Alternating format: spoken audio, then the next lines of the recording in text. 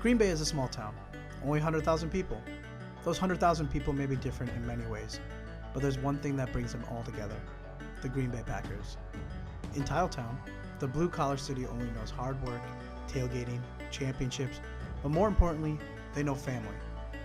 We have a saying in this town: faith, family, and the Green Bay Packers are all that you need. Matt and I grew up in Green Bay. You could say that we are Green Bay, or even better, the voices of Green Bay. We bring a local feel of Packer fandom to a worldwide audience. Friendship, family, and football. Ladies and gentlemen, this is the Freezer Podcast.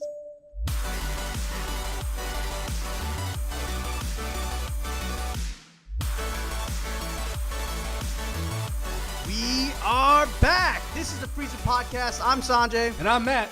And, well, it's beyond cold now. Like the last couple of weeks, I'm like, oh, it's a great day out. It's nice. It's warm. But now it's just goddamn cold. You gotta stop talking about it. I know. Well, you know what I won't stop talking about is us being on YouTube. Hit that subscribe button. Smash that like button. We know we love the followers. It's helping us. It's really making us, feel like we should be putting this out every week, maybe even twice a week. We'll get there when, the time comes. But we really appreciate it. We also see us on iTunes and Spotify. All your pretty much you're fine. All you the find big all ones, your ways all the that big you ones, can yep. get your podcast on. But we have a big show today, just because there was a big weekend that happened today, or I guess this past weekend, and that was the draft. And Matt, what are we going to look at today? You said it, the draft. So we're gonna go by through all the Packers picks, kind of give some analysis or what we think about the picks, maybe versus what we thought they were gonna pick. Because our last episode definitely did cover kind of our mock draft scenarios, which I think pretty much none of us got anything right, which I don't know if I'm that surprised about, but we'll cover that. And then we have some Twitter questions, kind of go through a little bit of more of the offseason program coming up with the Packers having a rookie minicamp this week, and a couple of the new Packers numbers. We had a poll question that went up, so we'll give you kind of the results of that. Awesome. Well, let's talk about that. It was draft, weekend. It was draft day because I watched that movie. It's one of my favorites. Did you just say draft day? Yeah, I said draft day. Oh, nice. You guys talking about Kevin Costner draft day, right? Kevin Costner, and someone just broke their, little, I guess, I don't even know how you call it, the draft day virginity. Pop their cherry. Pop the cherry, exactly. All right. Andy over here had watched it with me, and we had a nice little draft day date. And what'd you think of the movie? What were you miffed that it didn't win an Oscar? Because I was. It should have won an Oscar. It's very realistic. Yeah, Leonardo DiCaprio won it. This one should have got it too. Probably. I mean, the mom stole the whole movie. I think yeah. she was just annoying as all could be. Moms, but anyway, the unsung heroes. but yes, the movie is obviously something I like to get myself amped for. For the week, or I guess is that your pump up? It really is, honestly, okay, because then when I get to your house and I'm like, man, Thursday, I'm just like all amped up. I'm thinking like, oh, we're gonna trade like 3 first-round picks just to get one. Dude. I thought maybe you were drinking Monster and eating sugar. No, and just watch draft day. This year was a little different because we had 2 picks, so it felt like it was close to the same aspect of the movie because they ended up drafting twice in the first round. And so I was kind of like, man, this is pretty awesome. But usually it's just the 1 pick. Yeah, it was kind of pretty cool. We had 2 picks for the first time since, 2009? So different. It very is. I mean, well, the thing is, too, I thought with that, and, as we get in here, the 30th pick, I didn't know what we were going to do with that. If we're just going to stand pat, maybe drop down with it, get some extra picks. But to move up and give the 2 fourths and the 30th to get up to that, what is it? What did we get up? 21. Yeah. So, I think that was interesting because that was just like a world of emotions right there. Because at first you're like, all right, you're waiting for the 12th. You see the Lions screw it up because they went and take Hawk. And then you see Ed Oliver go with the Bills. And you're like, well, crap. Now what do we get? Yeah. So, and I really did think Montez Sweat was going to be kind of our decision because based on, as you guys hear the rest of the players that we, go over, the profile of what Brian Gutekunst really was looking for was that peak athlete. And if there was one guy that probably stole the show alongside, on the offensive side of DK, it was Montez Sweat on the defensive side. And he had a hell of a combine. Yeah, his combine sort of propelled him into that top 10 conversation. Obviously, he didn't go that high, but he was mocked to the Packers pretty significantly in the days leading up, weeks leading up. This year, more than ever, for me personally, I've paid attention to a lot more of kind of the prospects coming out. So with Twitter becoming almost year by year, it gets more polarizing, more opinions, more people kind of joining. I think the Packer Twitter is huge. I mean, the amount of fans, the amount of people that are, kind of participating willingly, giving their analysis, it's a lot. So almost more than ever, we had more opinions on who the Packers should take this year. So it made this first round, I thought, far more exciting than past, not only because of that, but because we had the 2 picks. Yeah, absolutely. And I think let's just dive right into it with the 12th pick. As you see Hawk go and as you see Oliver go, I mean, you and I were sitting right next to each other when this was all happening. But what was your personal thought process as that's going on? Leading up to it, so if you remember, picks 7, 8, 9, 10, 11. So the 5 right before the Packers, it went. Remember, Josh Allen started to slide, and he'd been mocked, 3 or 4 the entire offseason. That was changing the landscape. And then all of a sudden, you're like, maybe he might fall, but he goes to 7 to the Jaguars. I think 8 was then Hawk to the Lions, and you start kind of sweating a little bit. You're like, wait a second, all these guys I want are going. Ed Oliver goes 9 to Buffalo, and then 10, I believe, was going to be Devin Bush. Oh, yes. Pittsburgh jumps up to get him, which I thought him falling was going to be the Packers pick. 11 was Jonah Williams, I believe. The offensive tackle goes to... Was it Jonah Williams? He went to the Bengals. Okay, yeah. So offensive tackle Jonah Williams at 11. So Packers come up. I'm thinking, okay, Brian Burns is sitting there. Not DK Metcalf, but we were just talking. Montez Sweat was sitting there. Mm-hmm. Technically, Brian Burns was there. Yeah, so Brian Burns, Montez Sweat. All the receivers, DK. Fant. At no point was Rashawn Gary on my radar. I wasn't even thinking about it at any point ever. And Goodell gets up there, and with the 12th pick in the 2019 draft, the Packers select Rashawn Gary. And at first, I'm like, who the hell is Rashawn Gary? I had to go back in my mind. I'm like, oh, yeah, Michigan. And I think because I had my hopes set on, like an offensive player or one of those speedier edge rushers, initially I was like, here we go again.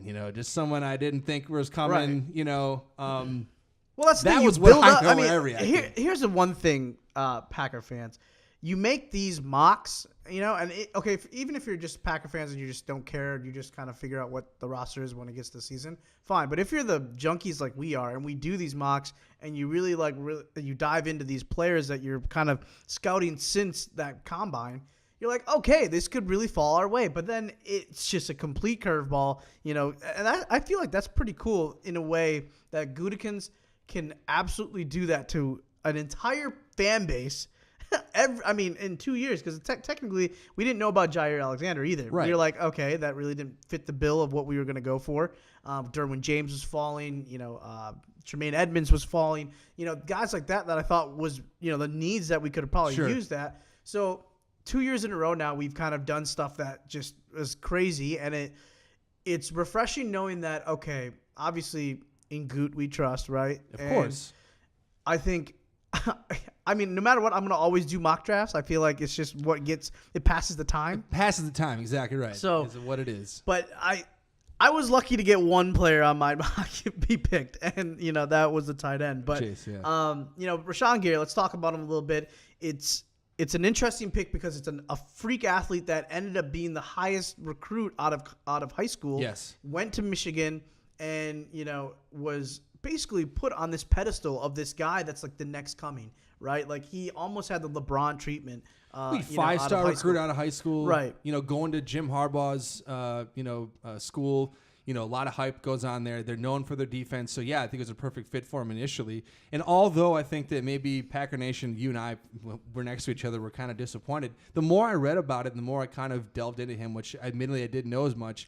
I'm actually really intrigued about this pick. The knock is the production, right? The production. But it probably depends on who you talk to, but a lot of guys are saying, well, the way they used Gary in Michigan wasn't necessarily just a guy that was getting after the quarterback. They used him in the run game. They used him to chip on the tight ends, etc., which kind of takes you back a little bit. So a lot of his production's not going to show up, in a box score and a stat sheet. It's just kind of stuff that's going to show up on tape, which I think is what Brian Gutekunst tried to convey in his press conference, because he was asked about his production or lack thereof.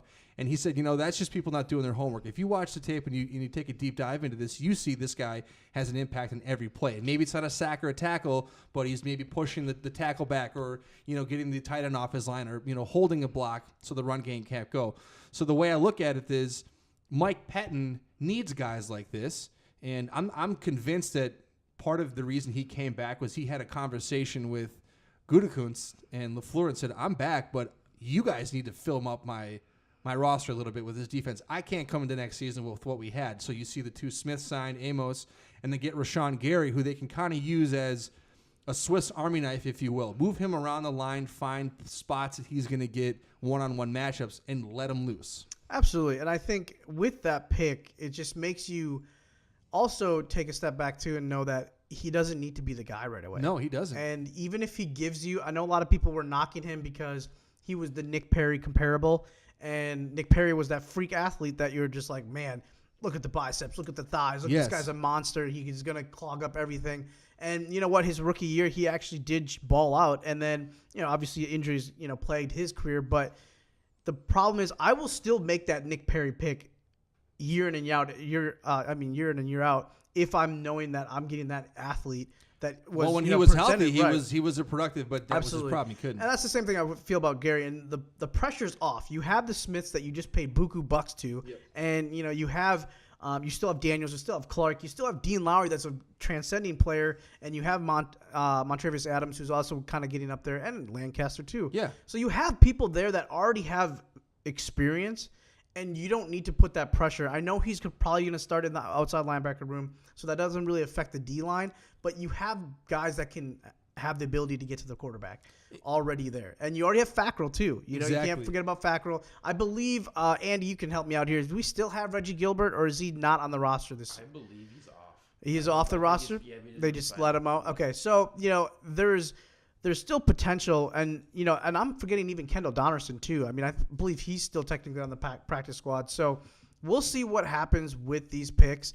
But I feel like with Rashawn Gary, thank God for Twitter, because as soon as he gets drafted, you always have your Twitter faithful that gives you the videos to kind of keep you in the positive, because obviously there's just a bunch of stuff that comes in there that's immediately just like, you get videos, you get who the hell is this guy? Why the heck did we draft him? Exactly. You got everybody else that you could have drafted, and you That's why I draft this love no Twitter. name. So, but then there was instantly like the double teams, the triple teams on Rashawn Gary, where you're like, okay, if they're focusing on that, that's why Devin Bush had an amazing year.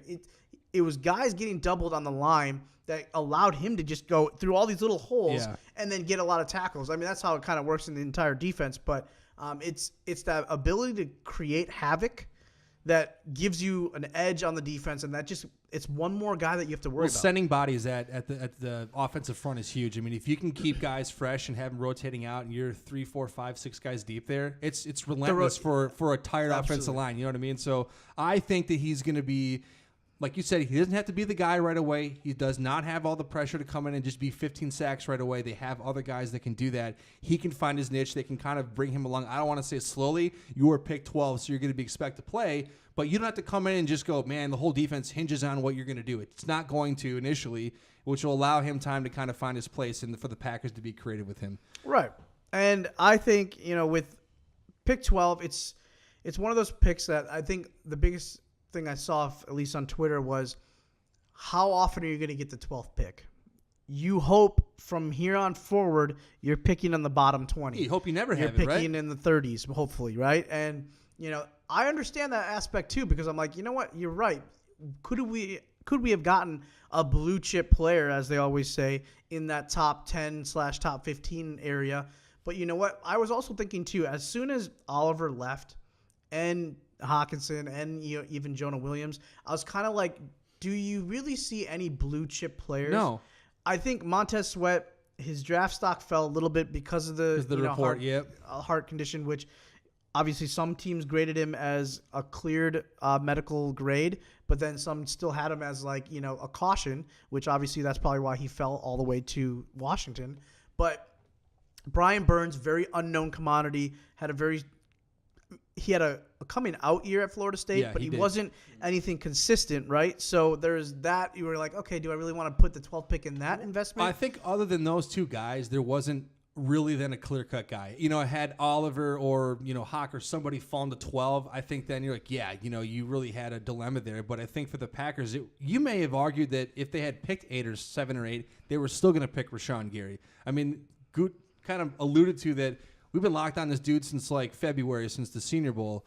So I don't know. I think that time will tell, of course, but I'm intrigued by this, and I think anybody that's really kind of trying to squash this pick or really be down on it, I would advise you to wait and see, because I think this kid is going to be in the right system with the right coaches, with the right players around him, and give him a year or two, and I think he's going to be what they wanted. Well, So go ahead. sorry, I see him kind of as like Muhammad Wilkerson, young age in New York with Petton. Okay. Exactly. I could see him developing just as well in the right system. And if he gives you anything more, that's a bonus. Right? Bonus is right. So moving on, let's move on. Let's just bundle these next three because it's kind of just impact players that just filled a need there was a glaring need, right? So Big time. you trade up. Like I said, you give away your 2 4th-round picks and your 30th pick to move up to 21. You take Darnell Savage, which was an amazing pick, 4.32 speed, 5'11" undersized, but who cares? He's going to get to the ball He's quick. a thumper too. Absolutely. And he has the ability to be a ball hawk.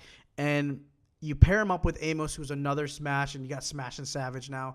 That's pretty cool. But, I think hell of a pick. I think that's honestly going to be the pick that really shows something right away, because I think you can almost plug him in right away as starter, depending on what happens in camp. Obviously, I agree. Raven Green, Tremont Williams. I think the whole reason of getting Amos and this guy now is to really make Tremont officially a corner. Really just sit there. That's his natural position. Right, and develop the young ones, coach them. Don't have to, take him away of the cornerback room and bring him to the safety room. Right. Keep him in that corner room because those guys need the help because they just need – there's still a bunch of young guys in that room. So Exactly. Darnell Savage, they moved up to get him. We all kind of talked about their need for a safety. I think a lot of people kind of thought, well, second, third round seems to be where a lot of these guys are being kind of graded at. But it also sounds like there was some behind-the-scenes conversation that this kid was really coveted by several teams. he was a rising player in the mocks. Yeah, I think a lot of guys just had him like just moving up their boards because just the ability and the raw skill and athleticism that he presents, it was just something that you can't pass on. It was rumored that the Ravens were going to take him at 22, and I think maybe the Colts later on in the 20s. So Packers go up and get their guy. They really wanted him. I think that says a lot. All right, you give away 2 4th-round picks for a guy that plays a position that's not a premier position. You love that guy a lot. Big time.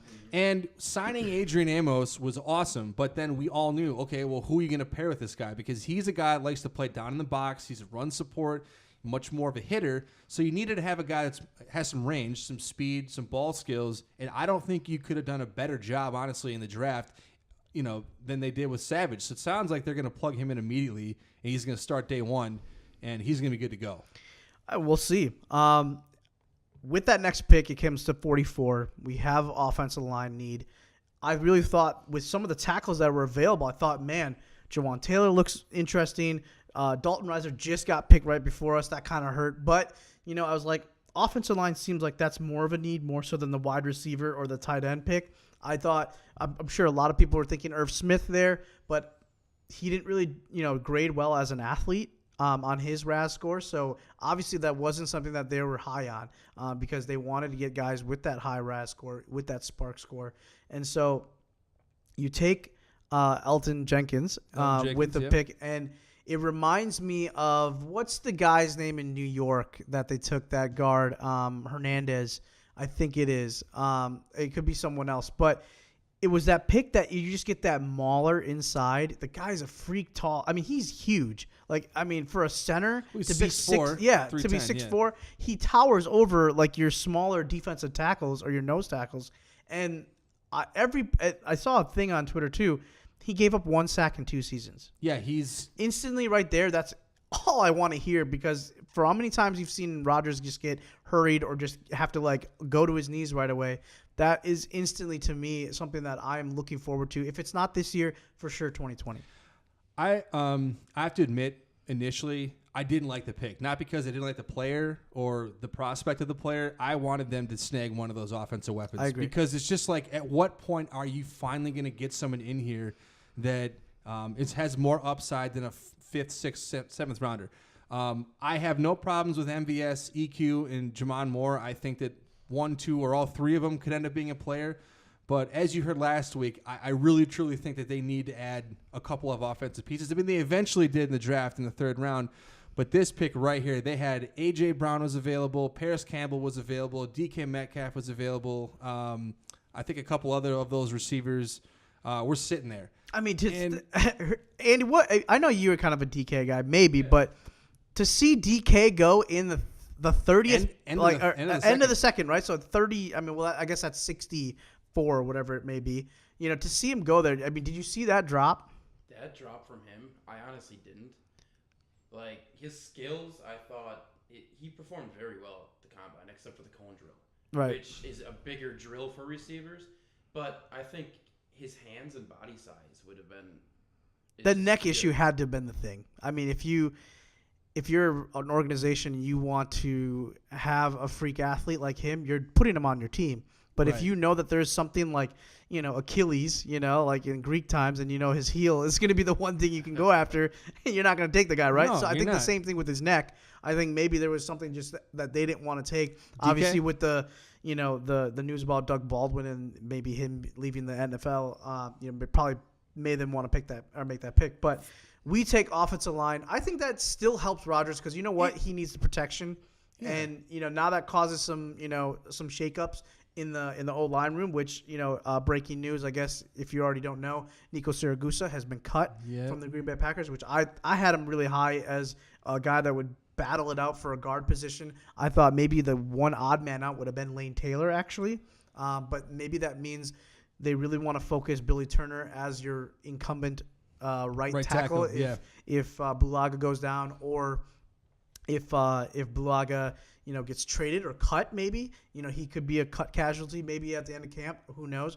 I'm always an advocate about not just dropping players. I mean, you know, for how many injuries you can have, just keep as many solid players as you can. Especially in the offensive line where it's been musical chairs recently. So what do we do? Go ahead. Well, I just want to say last thing about Jenkins because I ranted about them wanting to take a receiver. If I put my bias aside for my want for them to take a receiver and bolster that, Jenkins is actually a fantastic pick because of his versatility. He's played all positions on the offensive line. He's been insanely productive. And as you said, he barely gave up any sacks during the year. So the Packers need offensive line depth. They need guys that are going to be healthy. They need rotational players. This is going to help keep Rodgers clean. It's going to help in the run game. It's going to help the receivers. It's going to help the entire offense. So in the end, I'm cool with it. Well, not that anybody cares, but I'm cool. They fulfilled your need in the 3rd round. How about that? Pick 75, they go with Jay Sternberger. You get the tight end that you need. Kind of in a way a project because he had the one year production, but he didn't actually score well in athleticism. He's actually not the freak athlete that they went with in all the other rounds. But the ability for him to have really good hands, to have that yards after catch, is something that I'm sure they really liked. I think his game speed, was a lot better than what he, you know, tested out at. I think that the Packers had done their own. They worked him out themselves, and they clocked him at a 4.66. Where I think in the combine it was a 4.75. So he's got some quickness to him. But as the same with Rashawn Gary, he does not have to come in and just be the guy immediately. You still have Jimmy Graham, you still have Mercedes Lewis, and you still have Robert Tonyan. So he can kind of, again, work his way into the offense, come along, learn the system, get on the same page with Rodgers. So then once you hit, you know, your stride later in the season or year number 2, you know, that's when I think his worth is really going to come out. So this is an exciting pick because the Packers, as you know, I've been saying they have to bolster that pass-catching group, and this definitely does it for them. Yeah, absolutely. And I think, you know, the nice thing, too, is he can sit behind Jimmy and Mercedes, learn from both sides of it, the catching side and the blocking side. You know, he can even learn a couple things from Big Bob Tonyan over there. So, Bobby T. You know, I think it's a good thing that tight end room is going to be deep. Maybe I don't be shocked if there might be a cut casualty because if he balls out in training camp, maybe they can say goodbye to Mercedes. But we'll see. With the rest of the picks, you know, I think a lot of athletes, a lot of, you know, projects, I think, you know, I don't know. as far as like with Kadar Holman, he's got the speed that they like at 6 feet.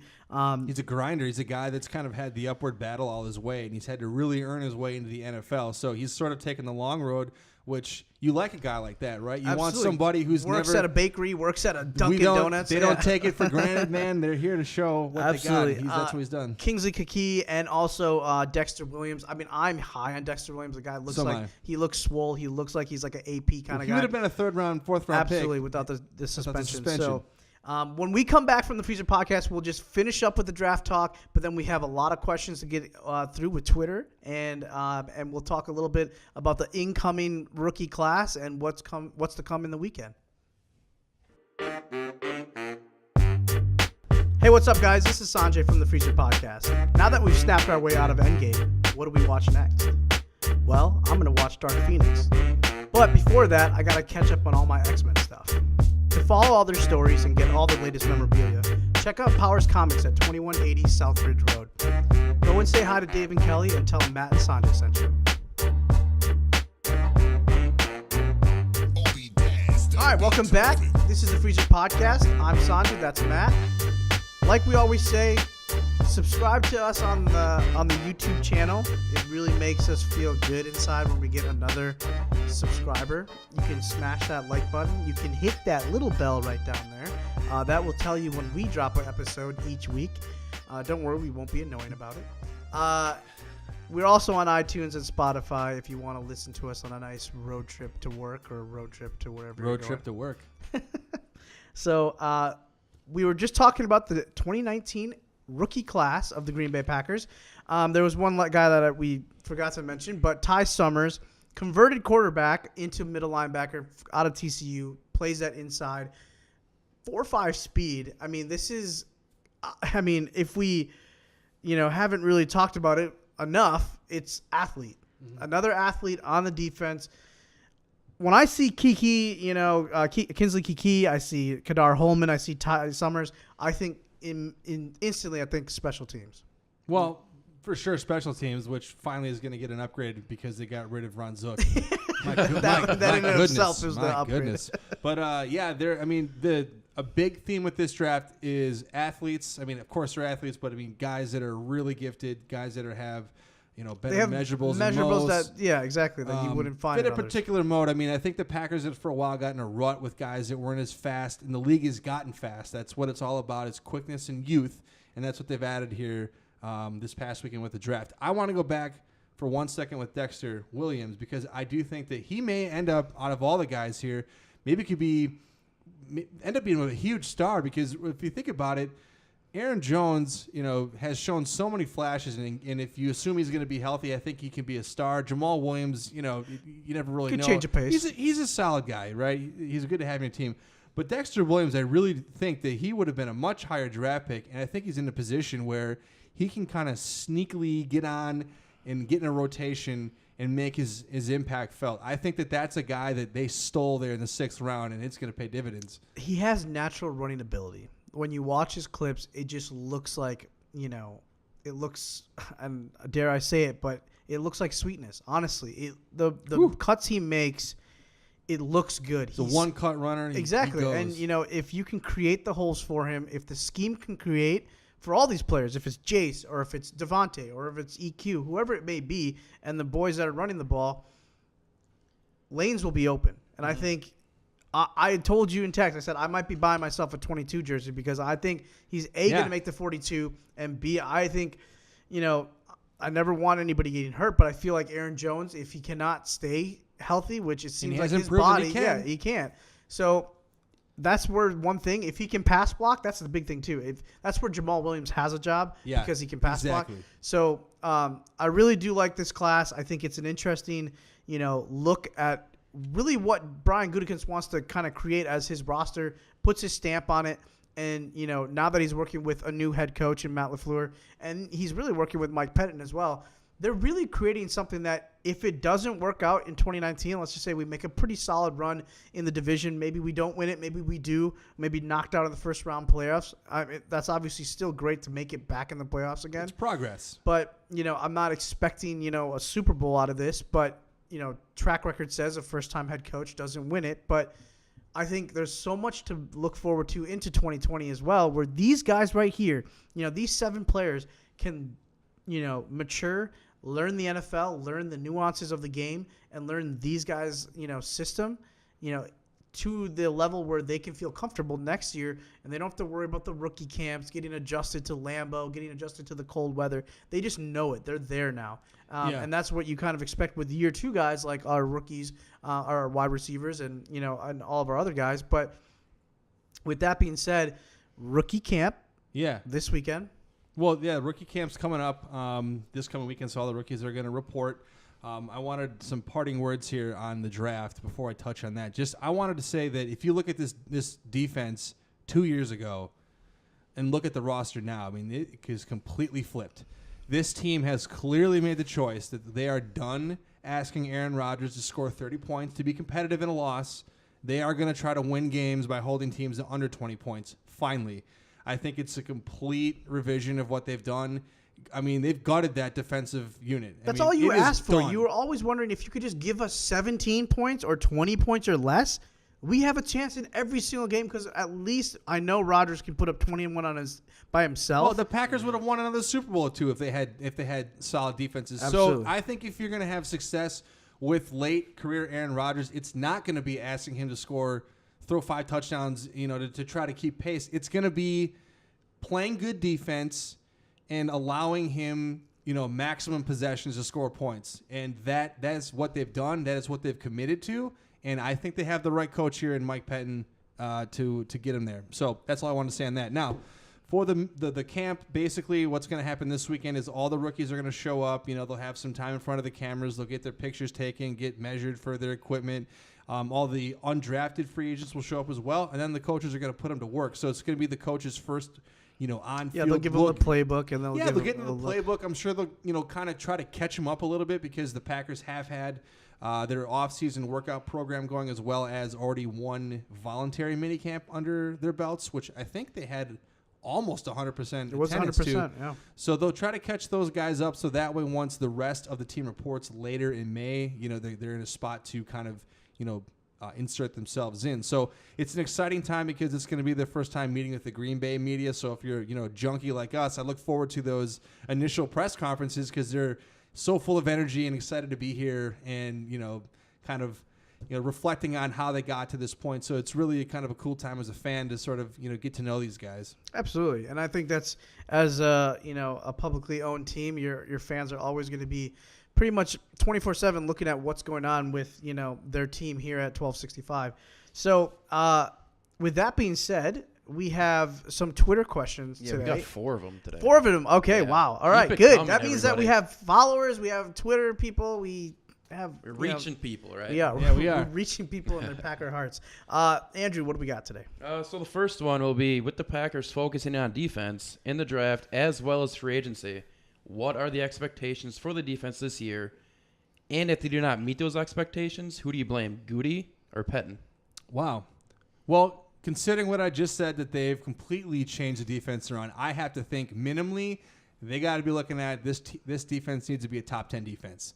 Goal to be top 5, but top 10 is going to be phenomenal considering where they've kind of been placed in the last couple of years. If you're in the top 10 defense and you have Aaron Rodgers as your quarterback, you're going to be in every single game. You're going to be probably playing with the lead most games, which is where they're most dangerous. So for me, I would say expectation-wise is it's top 10 or bust. And then if it doesn't go that way, who am I blaming? It's tough to say. I probably would first say the coordinator because ultimately he's the one that's got to coach these kids up, and I would suspect that he gave his input into some of these picks that they just made. So if they don't reach their potential, I'm going to say that falls on the defensive coordinator, Mike Pettin. But it's not going to happen. They're going to kick some ass. Fiery take. I think this team should be a top 3 defense. Woo! With the players that they've Lofty assembled. goals. I love it. Absolutely. I mean, you got Kenny Clark that's going to probably be a superstar this year. I really do believe it, especially if he can get some help on the outside. He's going to get paid. Absolutely. Big time. Yes, he is.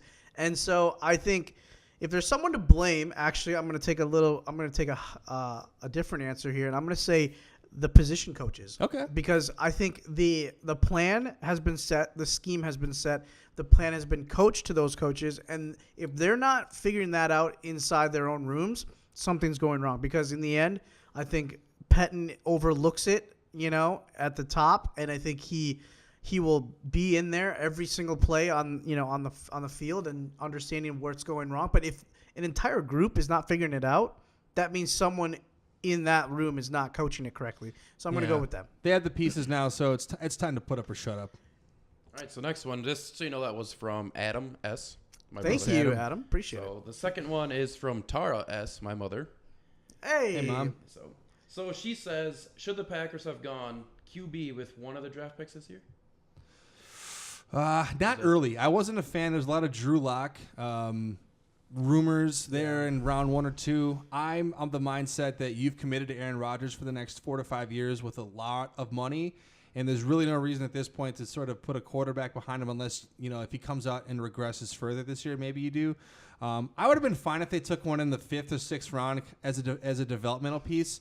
But in terms of drafting a guy early on with the sole purpose of you are going to be the successor to Aaron Rodgers, I still think we're a year or 2 out from that. Well, the fact that we just picked up 2 QBs in the undrafted area, I guess that shows that they want to get some arms in there. But yeah, I think you're a year away, potentially 2 years away. If Rodgers gets hurt again this year, I think it's a little bit more of a serious topic next year. But I've always been under the impression too, hot take again, I really feel like Matt LaFleur worked with Mariota for a year. If something does happen to Rodgers again, I would make a big call to Colin Kaepernick.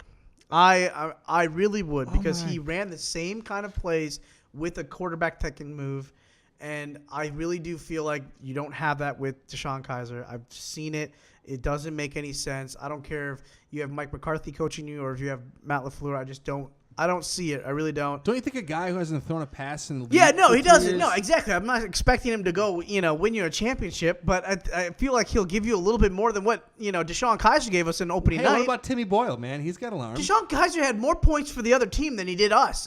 He didn't give us first downs. I'm not a DeShone Kizer guy. Thank you. And I'm not Tim Boyle either. So, in the end, to answer the question, they're a year or 2 away. All right, so third one is, with the draft concluding, who are the day 1 starters from the draft class? And we can also tie in the new Mike Daniels news of going with Kiki and Gary, been putting Mike Daniels on the trading block. Well, I'll take this one. I think the Daniels thing makes no sense. I think you cannot just keep getting rid of players because of contracts or age, or maybe it's the scheme or something that might be different. He was in the same scheme from the year before. Yeah. He has a great relationship with Pettine now. He brings tenacity to the team as far as like a morale thing, especially in camp and in the locker room. I don't get why you want to get rid of players when you've shown that, first off, that entire D line, except for maybe Dean Lowry, all got hurt. So he was one of many. He was not. So you just want to get rid of more and then put all these other rookies in? I'm tired of just expecting these young kids to come in there and then end up winning games for you on the defensive side. It doesn't make any sense to me. I really don't buy it. I mean, I know it's a question of should he maybe be on the trade block, but I think you got to keep bodies on the field. And if you looked at the Eagles in their route to a championship, they had an amazing defensive line that just kept interchanging players. And I think with Za'Darius and Preston that can play a lot of different positions, and now Gary as well, along with Kiki. I think it just helps to have as many as you can. Yeah, the only angle that makes sense with that is that, well, if you know you're not going to resign him, it's like, Clinton Dix, you might as well flip him for a draft pick because, you can use that as a replacement option, basically. That said, I would not trade him. I would keep him on the team. I think he's far more valuable. Even if you were to lose him at the end of the season, you can get a comp pick for that. But what do you do? Trade him for a 3rd or 4th rounder? I mean, I would keep him. He's a starter, first of all. He's an 8-year vet. You know how many veterans you have on this team? Exactly. Like 3. Not a lot. He's also well-respected around the league. Well, he's well-respected. And not only that, the Packers are void of leaders, vocal leaders. He's one of the only guys that'll get up and we've give had a an rah-rah speech. Entire week of articles about one guy's leadership. So I don't think there's nothing to question about this guy's leadership. So Mike Daniels is way too important to this team. not only from a production standpoint, but from a mentor/leadership standpoint. What was the other part of that question? Who's his day one starters? Day one starter out of this group, I would have to say Savage. Savage. And I think Rashawn Gary might, depending on how they use the Smiths. Everybody will get time, but I think those two will probably Savage be for the sure most. is going to be a starter. Absolutely. All right, so we're going to move on to the last Twitter question. All right. This one says, so what do you guys think about Randall Cobb going to the Cowboys? And will he live up to his potential or become injured again? This is from Tessa. Awesome. Okay. I think it's an interesting, pick by the Cowboys because I think, he played a slot here in Green Bay. They needed a slot after they lost Cole Beasley. I feel like he'll be a role player. I think he'll help the team out. I think as far as injuries are concerned, he's playing on turf, so that might help him stay healthy a little bit. He's a world beater at Not in the cold, Dallas. he's indoors, yeah. He's indoors. I think. Do I give him more than 4 touchdowns? No, I think he's right around 3 or 4. I think you look at the depth there. I think we've talked about this once or twice, but they got Amari Cooper. They did bring back Jason Witten. They have Ezekiel Elliott. They have Michael Gallup, who spent a second round They last still year. have Alan Hearns? I don't know. Alan Hearns, but he busted up his leg though late. So I don't know if he'll be back. That was gross. But I don't think Randall Cobb's better than the 3rd or 4th option there. I mean, he has a place there. I think they'll use him, but I don't think he's going to come out and light the league on fire and make Packers jealous that he's a Cowboy. Nope. Is that it then? That's all of our Twitter? Okay, cool. Awesome. All right. So, and I believe now, with everything, what do we have next? what do we have? Some rapid fire, man. Some rapid fire? Rapid fire. We Let's keep have the questions going. Andrew's This is little fun. we have Andrew's segment. I don't know what Twitter, here we go. You guys can figure out what Andy over here can have as his own his very own segment for these questions to us. Maybe it's like a few good minutes with Andy or something. Yeah, you guys come up with a name, all right? All right. So you guys ready for this? Let's gonna do it. be Let's do it. rapid Is this going to be questions. like you ask me or is it going to be ask both Ask of us? both of you guys same time? Okay, It's gonna all be question, answer. I like it. All right, let's do this. Keeps it simple. All right, so first, over under top 10 defense. I Over. guess the over's good, right? Over is good, right? Over's good. Yeah. We're going to go over. All right. Which second-year player will have the biggest jump? I got to think about this last draft class. Tony Brown. Tony Brown. Whoa. Tony Brown's my second-year player. Matt? Who was our picks again last year? You said draft picks? Yeah, like Yeah. the Oh, players well, that he we was an drafted undrafted last pick. year. He was UDFA. an undrafted free agent, so I'm going to stick with him now. Yeah, he's part of the class. Okay, I'm gonna. Okay, I Go got it now. Rando? I'm gonna go. I'm gonna go Josh Rando. I think he's gonna step it up. So Josh next Jackson one. and Tony Brown. I like it. Corners. How useful would Jordy have been to the young core if he were there last year? Extremely useful. If you talk to anybody, they always cite Jordy Nelson's professionalism. They say, "Hey, what is it about this guy that made him good? What did you pick up?" They said, "I learned how to be a pro from this guy, how to prepare, how to live my life, how to show up here and do work." That's where it would have come up. And we did hear rumblings about the receivers kind of, bumbling around, not necessarily finding their ways as fast as they should have. I think that's where Jordy would have really helped out last year. Would he crack down on Jamon Moore's mouth guard situation? He would have called him out right away, and that never would have been a thing. I think, I think he brings a big impact, but you know what? I think that's why you had Randall Cobb and Devontae as well. I think. Yeah. But they learned from him too. Yeah, they did. So it's a trickle-down effect, yeah. A little bit, but if you think about it, obviously, the first year or two is so critical to anybody's development. And I think if you don't learn how to prepare and be a professional athlete in the sense of the day-to-day in and out routine, I think that, you lose a step there. And to learn that from a guy who's proven it right, that's invaluable. And that's probably part of the reason why they keep having good receivers is because they have these guys that just get it.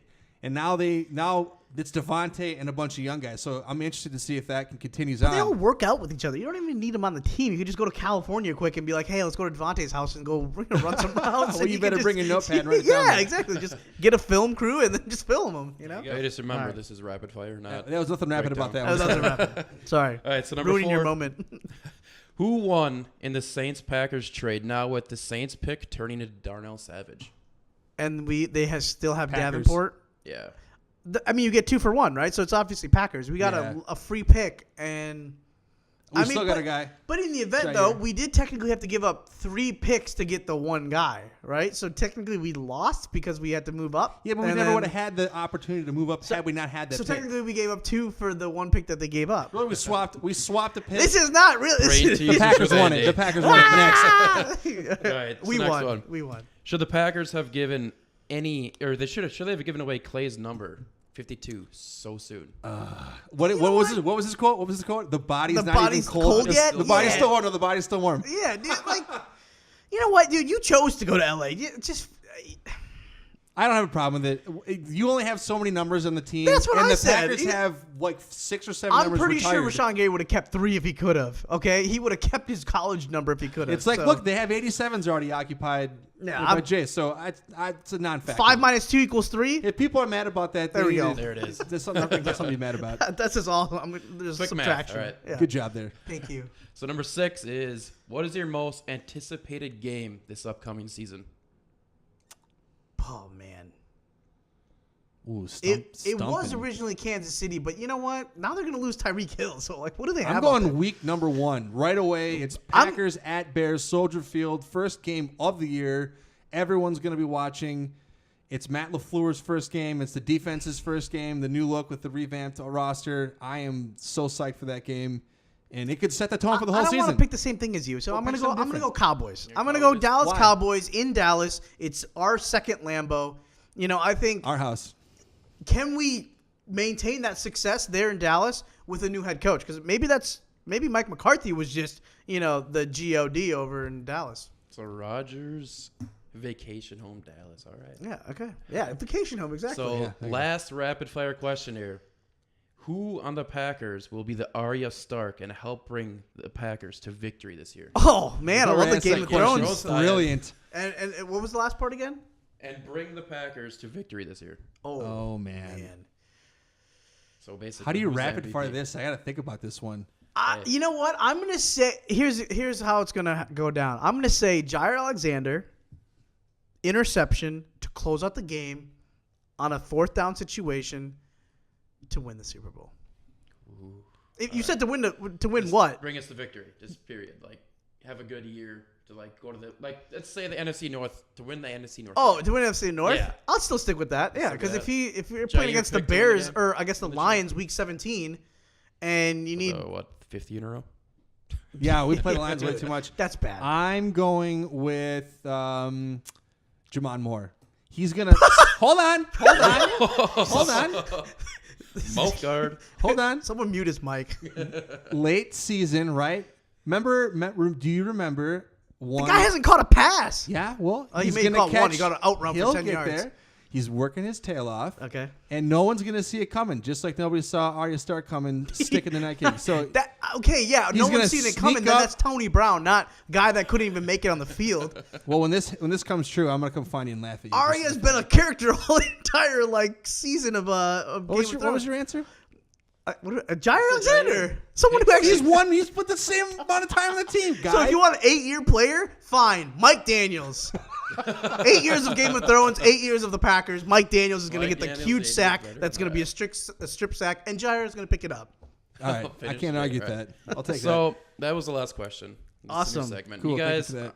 on Twitter or just you guys as fans, come with a name.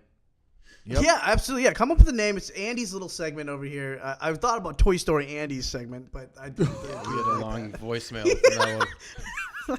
But we love that segment because it's it's something that you guys can get to know us a little bit about and change things up. So we did have a poll up there, Did have a poll question. and I thought it would be interesting because all these people are like, why did he take 52? And also there's other players. So I thought, why don't we create a poll about guys with the new rookies with the new numbers, Yeah. and the people before that, and what won actually? I don't even know what So- won. I gave it a 2-day thing. yeah, the thing was the first one with 52% was actually Rashad Gary. Okay, with Clay. 52. Okay, 52, so 52 How about that? hits. so he has to play in That Clay's was meant to be, by shadow, the way, at that number. right?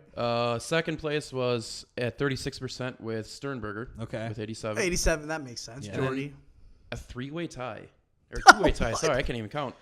This is Savage and Williams at 6% each. Yeah. Okay. Well, the funny thing is, it's Capri Bibbs. Oh, he's got some big ass shoes to fill. I'm right like, there. you Those could are have one big carry shoes. and you'll be fine, bro. Yeah. Like, As far as Savages is concerned, I mean, if he could just play 15 games, then he'll be good.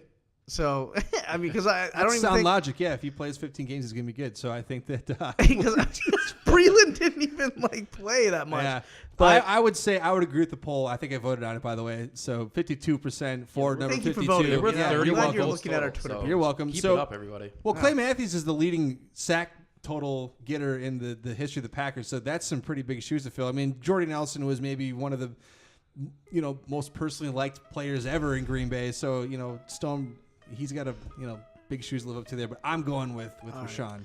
Well, guys, I think that is all we got for you guys today. I'm Sanjay. And I'm Matt. Go Pack, go. Day ones, no time for fake ones. Got me, I got you. All dreams they come true. Stay